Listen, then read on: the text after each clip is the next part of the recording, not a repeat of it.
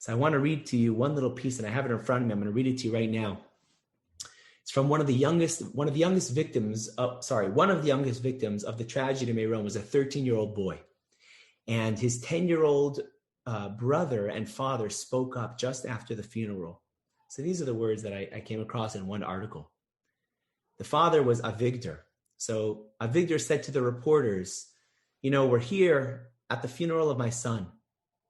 And everybody knows, he was missing from Thursday night until we found out that he was killed immediately. And he wasn't even evacuated into the hospital because he had passed away on the spot. Turning to his son, Shmuel Meir, who was sitting in a wheelchair next to him, he continued, "This is my son who lays next to me and who laid next to me when we were on the floor with bodies piled on top of us.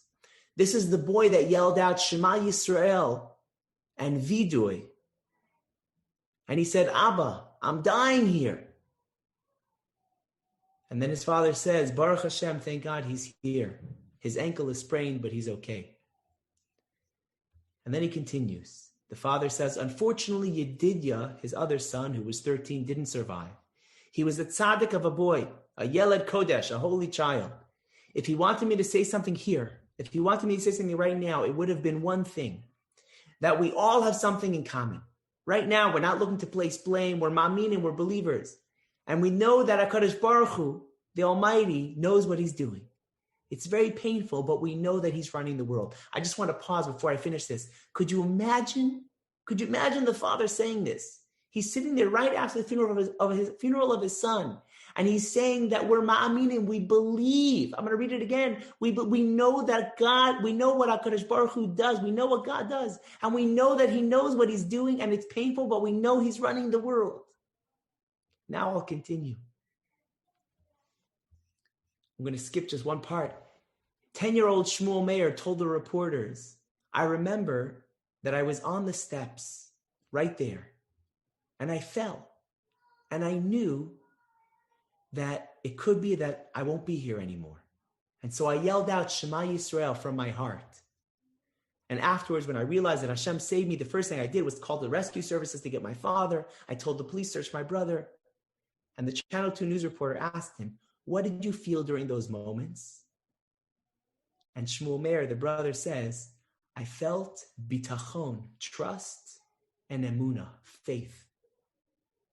And everybody around was like just inaudible, just gasp. People were silent. And then he concludes, he says, I felt that only Hashem could save me, that there's no one else to believe in, only HaKadosh Baruch Hu, only God.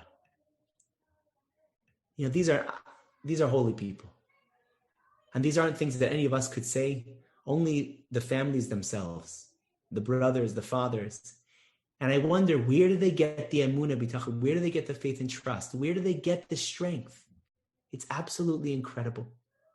But I think it's a reminder to all of us that we really have to dig down deep and do the same. That anytime we're faced with difficult situations and we begin to question, that we have to remember exactly the words of these families and to strengthen our emunah, to strengthen our bitachon, and to know to do the right thing, even if it's scary. Even if it's scary. And in our heart of hearts, we often know what the right thing is.